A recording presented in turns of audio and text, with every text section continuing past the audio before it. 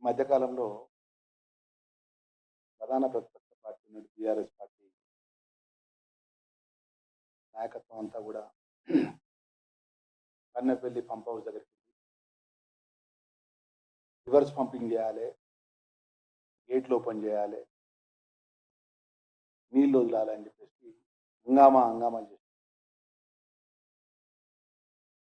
ఈరోజు నిన్న ఈ మధ్యకాలంలో కురిసినట్టు భారీ వర్షాలు శ్రీపాద ఎల్లంపల్లి రిజర్వాయర్ ద్వారా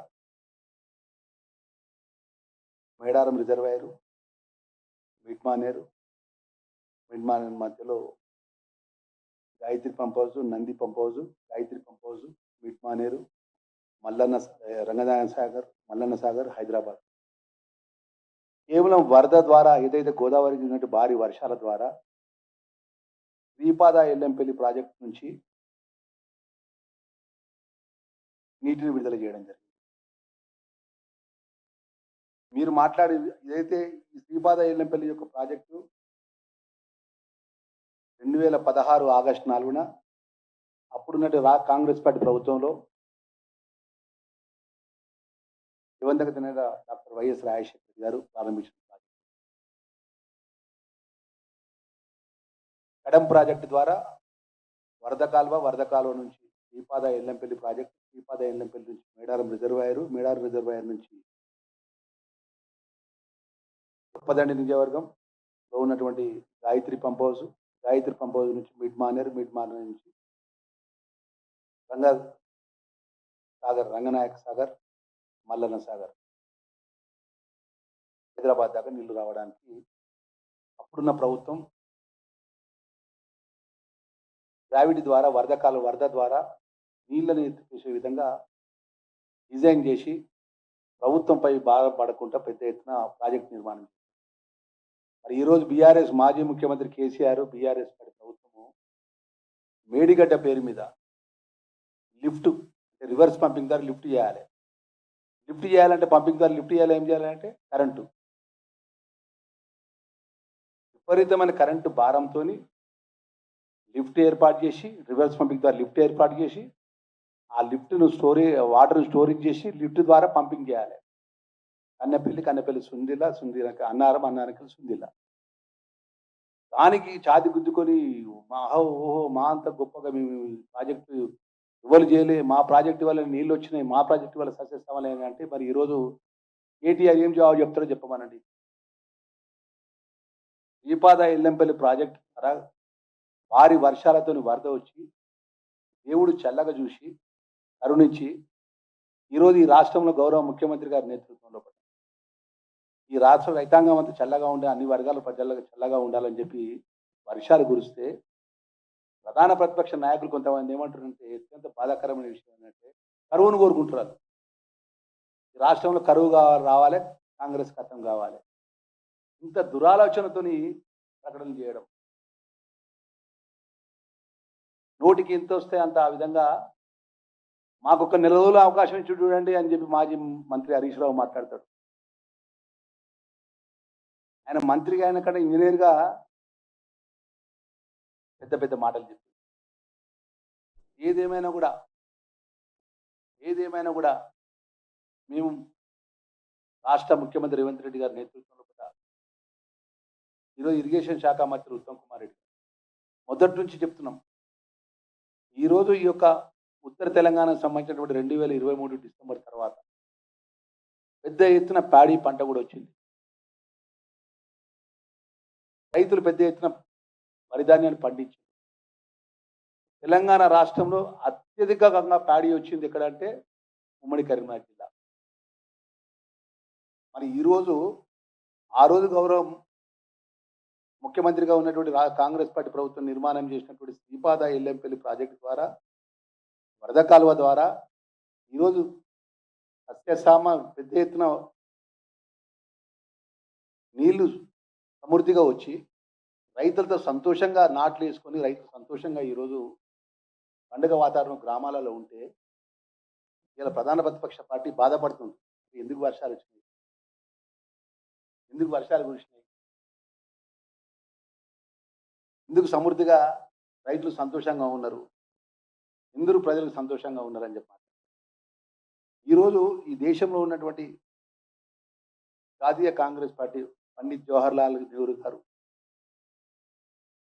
ఏదైతే ప్రాజెక్టుల మొదలుపెట్టినప్పటి నుంచి నాగార్జున సాగర్ ప్రాజెక్టు కానీ, శ్రీశైలం ప్రాజెక్టు కానీ, అదేవిధంగా శ్రీరామ్ సాగర్ ప్రాజెక్టు కానీ, మిడ్మానేర్ కానీ, శ్రీపాద ఎల్లంపల్లి ప్రాజెక్టు కానీ, ఒక్క ప్రాజెక్టు దగ్గరన్న ఈ రోజు వరకు ఆ ప్రాజెక్ట్ కట్టడం వల్ల రాక్ రావడము, ఆ ప్రాజెక్టు పట్టడం వల్ల ఆ ప్రాజెక్టు ఇబ్బంది అయిందనో, సాంకేతిక పరంగా ఎక్కడైనా పొరపాట్లు జరిగినాయా అని అంటున్నాను నేను. ఇన్ని కాంగ్రెస్ పార్టీ ప్రభుత్వం నేతృత్వం లోపట గతంలో ఉన్నటువంటి నాయకులు కానీ, ప్రస్తుతం ఉన్నటువంటి ప్రభుత్వ పరంగా కానీ, రైతులకు అన్ని విధాలా కూడా నీళ్ళు వచ్చే విధంగా ఆలోచన పరంగా ముందుకెళ్తున్నటువంటి ప్రభుత్వం లోపట ఈ బీఆర్ఎస్ పార్టీ నాయకత్వం మాజీ మంత్రి కేటీఆర్ కానీ, మాజీ మంత్రి హరీష్ రావు కానీ అబద్ధాన్ని 10 సార్లు చేసి నిజం చేసే దురాలోచన తప్ప ఎక్కడ కూడా ఈ రాష్ట్రంలో ప్రజలు సంతోషంగా ఉండాలి, రాష్ట్రంలో ప్రజలకు సకాలంలో వర్షాలు పడాలి, అందరూ మంచిగా బ్రతకాలని ఎప్పుడు ఆలోచన లేదు.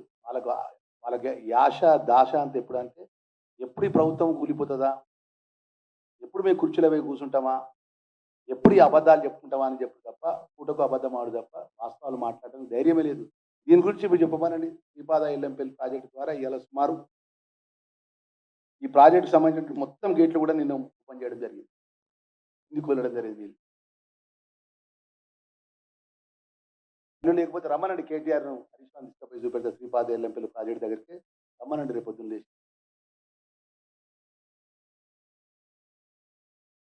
ఇలాంటి లిఫ్ట్లు లేకుండా, ఇలాంటి కరెంటుతోని భారం పడకుండా ప్రజలపై, లిఫ్ట్ అంటే కరెంటే కదండి పూర్తిగా.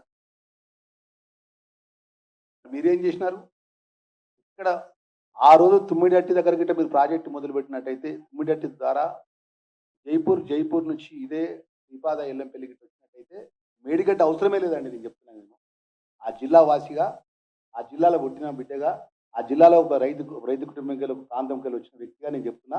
ఆ రోజు తుమ్మడెట్టి దగ్గర గిట్ట వీళ్ళు టీఆర్ఎస్ పార్టీ ప్రభుత్వం అధికారంలో ఉన్న రోజు, మాజీ ముఖ్యమంత్రి కేసీఆర్ అధికారంలో ఉన్న రోజు, ఈ హరీష్ రావు ఇరిగేషన్ మంత్రి ఉన్నప్పుడు, ఈ కేటీఆర్ ఈ ప్రభుత్వం వీళ్ళ ప్రభుత్వం ఉన్నప్పుడు గిట్ట తుమ్మడెట్టి దగ్గర నుంచి సుమారు 15,000 కోట్ల రూపాయల పనులు పూర్తయింది తుమ్మడెట్టి దగ్గర నుంచి.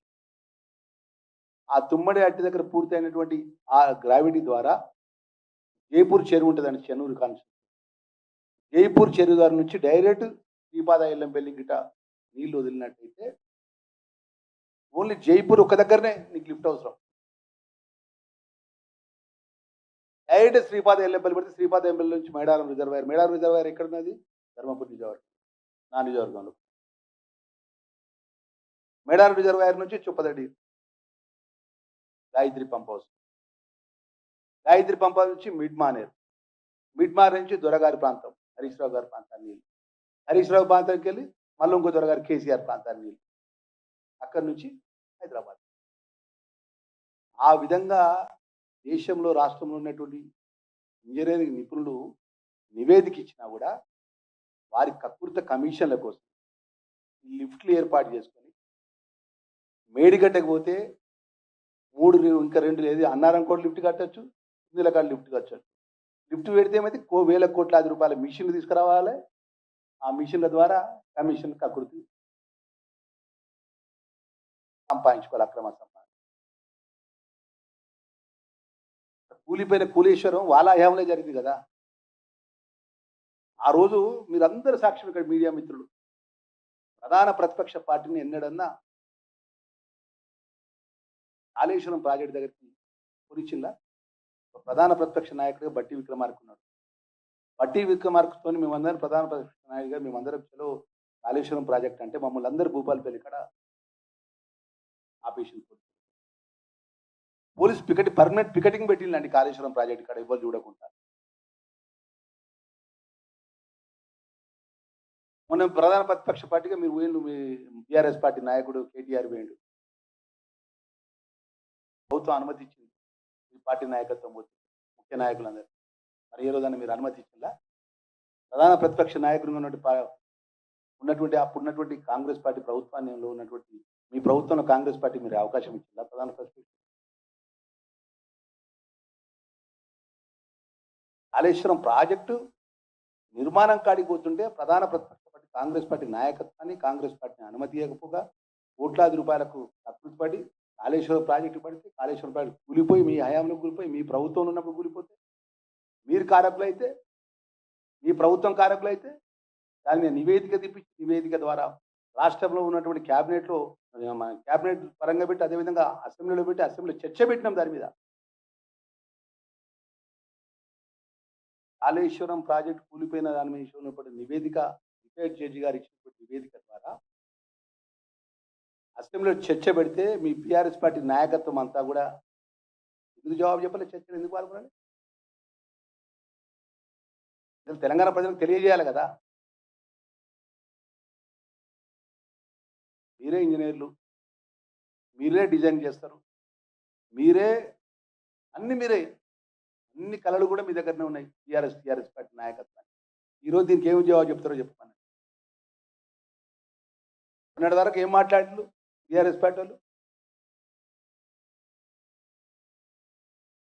లీనోవో ప్రభావం వస్తుంది, లీనోవో ప్రభావం కాదు, ఈ రేవంత్ రెడ్డి తెచ్చిన కరువు అని మాట్లాడడానికి కొంచెం పొయ్యి ఉండాలి, మానం ఉండాలి మాట్లాడాలి. ప్రజలతో ఎన్నుకోబడ్డప్పుడు దీనికి ఏం జవాబు చెప్తారో చెప్పమనండి ఇప్పుడు ఉన్నటువంటి నాయకులు. మొన్నటి వరకు కన్నెపల్లి పంప్ హౌస్ కాడికి పోయింది కొంతమంది, ఇంకెక్కడికో ఆహా ఓహో అనుకుంటే పోయి వాళ్ళకు ఉన్నటువంటి భజనా పార్లను తీసుకొని అట్టహాసంగా 10 కార్లు 20 కార్లు 100 కార్లు కాన్వాయిలు పెట్టుకొని వెళ్ళి కదా. మరి రైతులకు తెలంగాణ రైతాంగానికి ఏం జవాబు చెప్తారో చెప్పండి. ఇలాంటి నీచనంగా మేము ఆలోచన చేయం. మా ప్రభుత్వం గౌరవ ముఖ్యమంత్రి గారు ప్రజలు మంచిగా ఉండాలి, రైతాంగం మంచిగా ఉండాలి, అన్ని వర్గాలు ప్రజలు మంచిగా ఉండాలని కోరుకుంటున్నాం. మీలాగా వర్షాలు రావద్దు, ఈ ప్రభుత్వానికి కరువు రావాలి, ఈ కరువుకు రేవంత్ రెడ్డి గారిని ఆస్వాదించాలి, రేవంత్ రెడ్డి ప్రభుత్వాన్ని బదనాం చేయాలి. నేను చెప్పింది వాస్తవంగా కాదో హరీష్ రావు గారిని కేటీఆర్ గారు ఒక్కసారి గుర్తు తెచ్చుకోమని. ఉమ్మడి అట్టి యొక్క ప్రాజెక్టు పేరు ఏం ప్రాజెక్టు తెలుసా అండి? డాక్టర్ బిఆర్ అంబేద్కర్ గారి పేరు నామకరణం చేసిన ప్రాజెక్ట్ అది. డాక్టర్ బిఆర్ అంబేద్కర్ రాజ్యాంగ నిర్మాత. ఇలా తెలంగాణ రాష్ట్రం రావడానికి కారకుడైన మహోన్నతమైన మహనీయుడి యొక్క పేరున్న ప్రాజెక్టును పక్కకు పెట్టి ఓన్లీ వాళ్ళ యొక్క కమిషన్ల కోసం కక్కుర్తు కోసం పోయి మేడిగడ్డ అక్కడ ప్రాజెక్టు మొదలుపెట్టింది తప్ప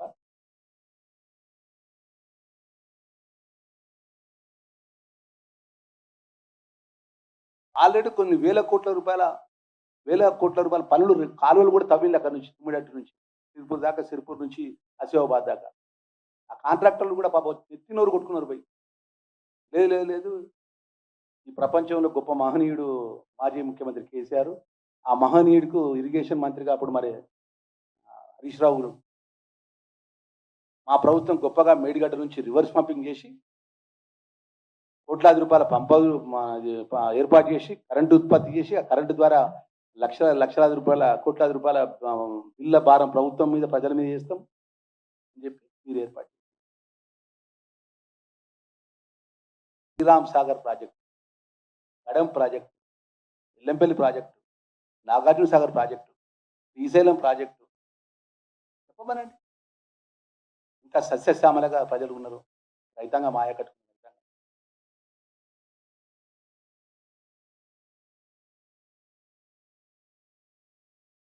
వరద వస్తే దేవుడు చల్లగా చూసి వరద వస్తే వర్షాలు వస్తే వర్షాల ద్వారా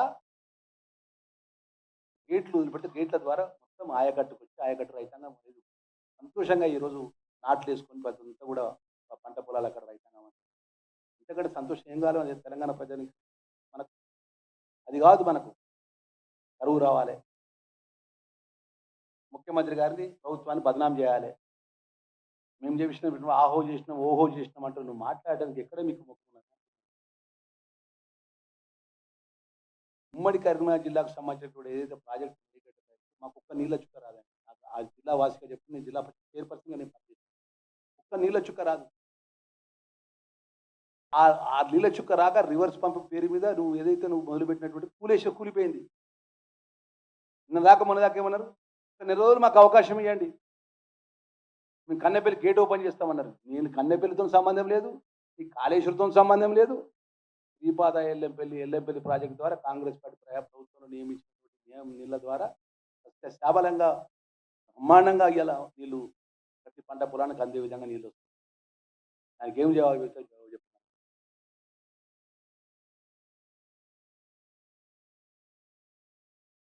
ఇలా మీరు అనుకుంటున్నారు కావచ్చు కానీ, ఇప్పుడు కూడా మీరు చెడునే కోరుకుంటారు. మంచిని కోరుకోరు మీరు. ఎక్కడ ఎప్పుడు ఉందంటే ముచ్చటగా మూడోసారి మేము ప్రభుత్వంలోకి వస్తాం. ఈ రాష్ట్రాన్ని మేము పెద్ద ఉద్ధరిస్తాం అనుకున్నాం కానీ ప్రజలు అన్నీ గమనిస్తారు. రేపు రాబోయే రోజుల్లో కూడా ప్రజలు మీకు ఏ విధంగా బుద్ధి చెప్పాలో ఆ విధంగా బుద్ధి చెప్పే సిద్ధంగా ఉన్నారు. గౌరవ ముఖ్యమంత్రి రేవంత్ రెడ్డి గారి నేతృత్వంలో కూడా అఖిల భారత కాంగ్రెస్ పార్టీ మా రాహుల్ గాంధీ గారు మల్లికార్జున గారి నేతృత్వంలో కూడా ప్రజలకు మేలు చేసే విధంగా మేము ముందుకెళ్తాం తప్ప వీళ్ళంగా కుట్ల రాజకీయంగా కుట్ల ఆలోచనకు మేము ఉండమైనడు. ఏదో యథార్థమైన విషయాలు మీడియా పత్రికలు చూడండి, ప్రతి ఒక్క పత్రికలు కాళేశ్వరం ఇష్టం ఎల్లంపల్లి, కాళేశ్వరం పట్టు ఎల్లంపల్లి హిట్, అనేక పత్రికలు పెద్ద పెద్ద పత్రికలు శీర్షికలు ఇచ్చినాయి. మంచి మనసుతోని పనిచేస్తే దేవుడు కూడా చల్లగా చూస్తాడు. ప్రభుత్వం ప్రజల ప్రభుత్వం, ప్రజలు కోరుకునే ప్రభుత్వం, ప్రజలు మార్పు కోరుకుని ఇచ్చిన అవకాశం. నిత్యం ప్రజలకు మేలు చేయాలనే ఒక ఆలోచనతో ఈ ప్రభుత్వం ముందుకెళ్తుంది తప్ప మీ లెక్క మీ నలుగురు మధ్యలో ఐదుగురు మధ్యన అధికారం పెట్టుకొని కాళేశ్వరం కోట్ల రూపాయలు సంపాదించిన ప్రభుత్వం కాదండి. ఇప్పటికైనా కళ్ళు తెరిచి జవాబుదారిగా ప్రధాన ప్రతిపక్ష పార్టీ పనిచేస్తూ ప్రజలలో కొంచెం గుర్తింపు ఉంటుంది. లేకపోతే ఆయనతో కూడా అడ్రస్ లేకుండా రాబోయే రోజుల్లో ప్రజలకు ఆగ్రహానికి గురవుతారని చెప్పి నేను హెచ్చరిస్తున్నాను.